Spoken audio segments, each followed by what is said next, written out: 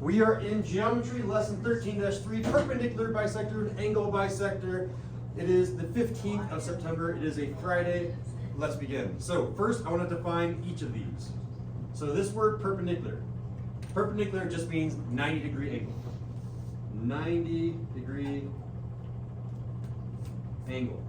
So as an example of a 90-degree angle, I could have something that looks like this, right? I'm just going to sketch it here. That's a 90-degree angle. Looks like a nice corner. So first of this. Bisector means cut in. It's not a trisector, it's a bisector. So how many pieces? Two. Two pieces. And this one, you guys can probably already guess now, an angle bisector means to do what? You have an angle and you make it horizontal. You have an angle, and then what do you do with it? You cut it two pieces. Into two pieces. Exactly. All right, so here we go. Perpendicular bisector. Are we going to be using our compass for this one? Dude, we're using It is a funny question. The answer to that question is always yes. You'll be using it for every single construction. I'm going to use Mia's or someone's. What do we got back here? I got Grace's straight edge. Aaron's straight edge has already been bent. That's not good. You already bent it? Aaron. That's the reason I don't like people to take home my rulers. All right. So, perpendicular bisector. What Mr. Sindel will give you for perpendicular bisector, the back side of these notes will be reserved for the angle bisector, so take as much room as you want for the front side of your notes. Mr. Sindel will give you a line. I purposely try to give you a slightly crooked line, so you can't just eyeball using the sides of the paper. So just go ahead and draw yourself a line segment. Make sure that it's very clear where the line segment begins and ends. I don't want it to slowly fade off into the distance. You don't necessarily Alright. new paper out. Yeah. The procedure for the class was to enter the room and have 5 pieces of paper. Because I thought I had a bunch of them. Here, bro, I got you. Go quickly. I got like a million pieces of paper. All right, I want to continue on because we got a short day. Molly with the So cyrus. step number 1 is to measure. What do we measure with? A straight edge or a compass? Compass. A compass is the only thing that gives us measure. So if I say measure, you know what tool I'm talking about. Measure at least half. And I'm going to call this point A and this point B. Measure at least half the distance of AB. So with my compass, I'm going to measure at least half the distance of AB. So I'm going to put my metal tip of the compass over here on B, and check it out. This is definitely more than half, so I'm done. I don't even have to move the compass.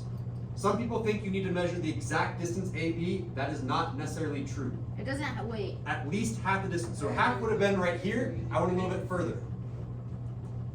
We're all okay. Okay, yeah, I went a little further too. So it's fine. You can go like all the way out here and it's still fine. If it's at least half, then you're ready to go.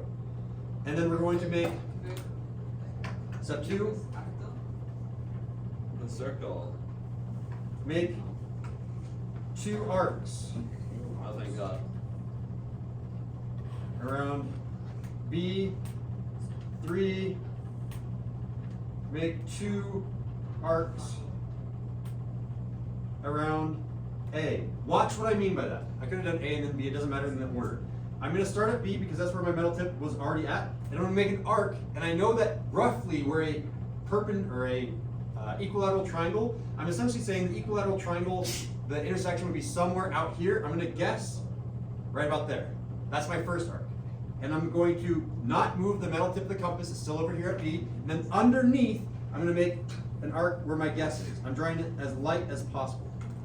So you have 2 arcs. So far, so good. Yep. I'm going to move the metal tip of the compass to A, and I'm going to make intersections for those arcs. So put the metal tip of the compass exactly on A, and then do intersections. And it's just a very, very light, Got it. gentle intersection here and here. You guys see my intersections? These arcs are so small, they look like lines, but that was just a part of my circle, therefore it's called an arc. Oh, I did like You guys this. need to stay on task, so you're not interrupting my lesson, please. You might be talking about Spanish, I just know that I'm trying to teach a lesson, I hear you guys talking. Sorry if you're talking about Spanish. These 2 points I'm going to label. So step 4. Label 2 intersections.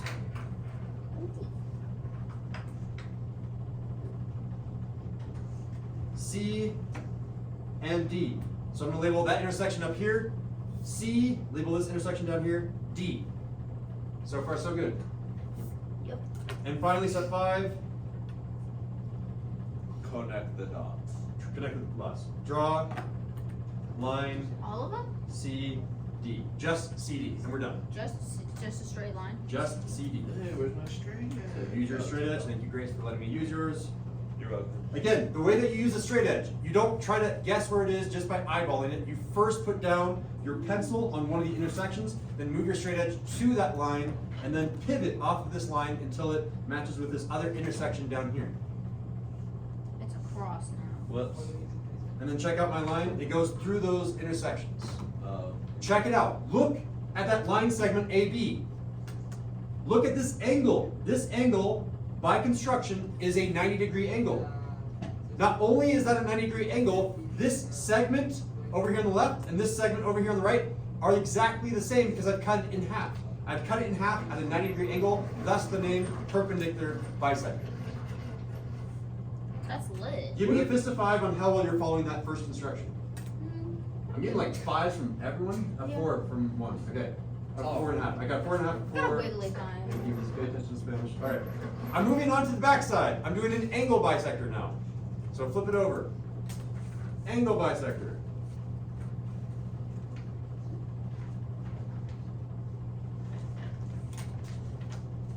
I'm gonna go ahead and arrange my piece of paper so they're all one nice rectangle. Here are my steps for an angle bisector. Step number 1, we're not even ready yet because you need to make a problem for yourself. Here's how Mr. Sindel makes a problem. I grab my straight edge. I go ahead and I draw a random line segment. I'm gonna draw it out here in free space. A random line segment. And here's the pro tip for Mr. Sindel. On this construction, make one of these line segments a vastly greater or less size than the previous line segment. So I'm gonna make this one crazy big. Look at that one. This one is way bigger than that one, so I'm forced to make the correct construction. I don't eyeball it. So the If line- Mr. Sindel wanted to trick you on a quiz, what I would do is I would make both of these line segments roughly the same size to try to trick you. I'm purposely not doing that here so that you're forced to do the correct construction. Mr. Sindel, so they could just be anywhere? The lines? Yeah, they can be anywhere as long as they intersect at one point to make an angle. Do you have an Sounds angle? good. Yeah, Yeah. that's perfect. Okay, this is called the vertex of the angle. I'm gonna label the vertex A, and now I've given you the problem. I want you to bisect angle A, so roughly what I'm looking for, if this is my line doesn't come up here, it's gonna be right about, boom, there. Because that'll be about cutting the angle in half. You guys see it? So I want a line that comes out right through there. Okay. How do we do that? Step number 1, Probably draw a circle. draw 2 arcs Dude, genius. around A. Here I go. So, and it doesn't matter the size. Notice I haven't said anything about a measurement. I'm just gonna leave this past measurement.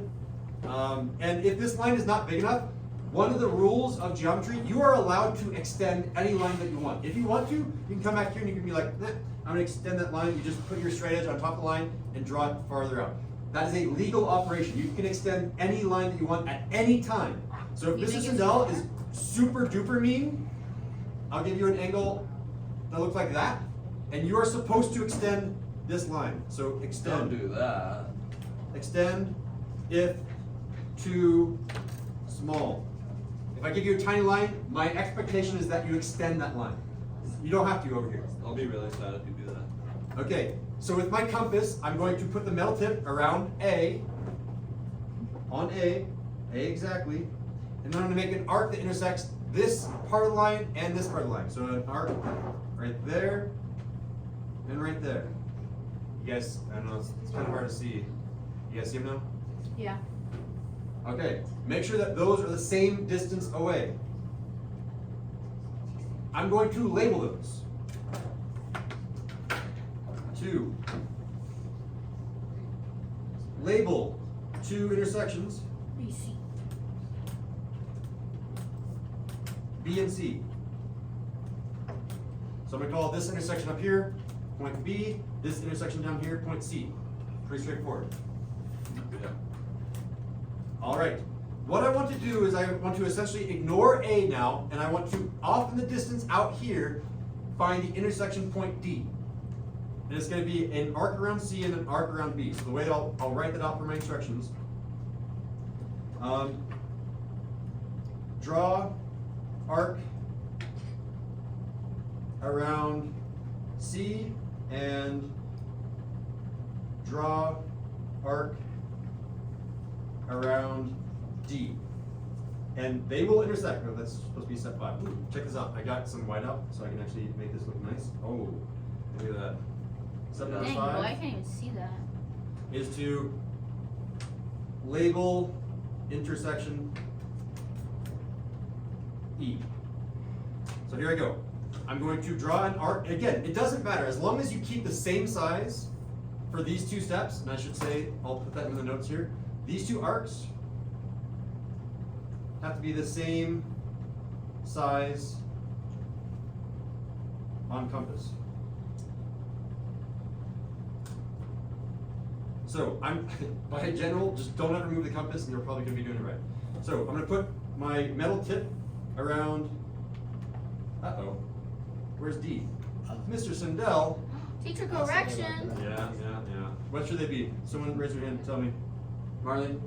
B. Should be B and C, right? Yep.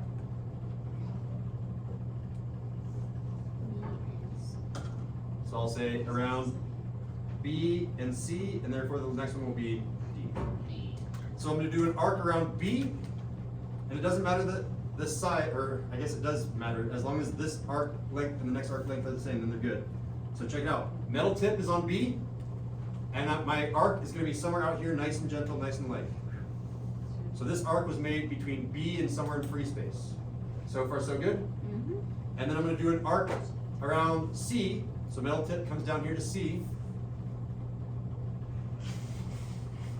And then I'm going to go ahead and make an intersection. Nice and light as possible. That intersection, I'm going to label it D. Is there any way to check it? You could use a protractor to see if it's close to being right, but it should be right by construction. And then finally, step 6, and we're done. No, because I drew a bad line, so. Draw Connect the technically line. array A, D. Oh, Mr. Sindel put an arrow on this one. Rays, I'm teaching you right now, array goes and starts somewhere and goes on for forever. So I'm going to use my straight edge, thank you Grace again, and I'm going to connect A to D, A to D. So I'm going to put my pen or pencil down at one of the points, move the straight edge to that point and pivot until I get the right spot. And then this one is going to have an arrow on it. If I tell you to have an arrow, you also need to have an arrow. That's called a ray. A ray starts somewhere and goes on forever and ever. That's ray AD. In theory, if we've done this correctly, this angle right here and this angle right here, these 2 angles should be the same. The way that we mark that in geometry is we put this little like inner circle type thing, and we put a little mark on it. Mine's really We good. say that those 2 are the same marks. Because in general, what happens later is we'll have a bunch of different angles. So let me just go ahead and make a bunch of different angles. I don't think that's right. Mine's really And you good. say, okay, which of these 2 angles are congruent? You can say that this angle and this angle are congruent. This angle and this angle are congruent. See how they have 2 lines instead of 1 line? This is how you show that 2 angles are congruent, by the number of ticks that they have. Sometimes another way that you can do this to show similar angles is the number of arcs. So for example, this one could be 1, 2, 3 arcs and 1, 2, 3 arcs. That's sometimes another way of notating that those are the same angle. Usually I like the lines because it's a little bit easier to see. Otherwise it might be like 7 different arcs. So usually I just do those tick marks within that angle notation. All right, you've done 2 constructions today. Your classwork, I want you to practice drawing a line, draw a line, and do a perpendicular bisector. See if you can do it from memory, and then also draw an angle and try to do an angle bisector from memory. Okay. Go. Did I do that right?